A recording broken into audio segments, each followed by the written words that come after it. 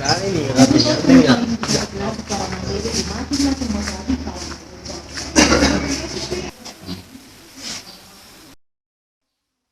2018 berapa kali gua dilakukan digerebek selalu lolos dan pada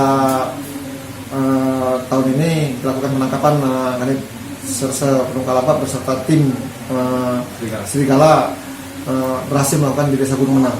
Motifnya apa tadi tahu? Motifnya para pelaku ini dicurigai korban mengambil pelek motor dan ban motor. Ini ancaman untuk mereka? Saya kenakan pasal 70 ayat 2 ancamannya 9 tahun ke atas. Masih buron-buron kan? Yang buron masih DPO 2.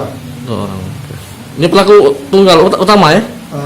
Pelaku utama yang kita amankan. Sedangkan yang 2 adalah pelaku ikut cuman. Jangan lupa subscribe, share, komen, dan like ya.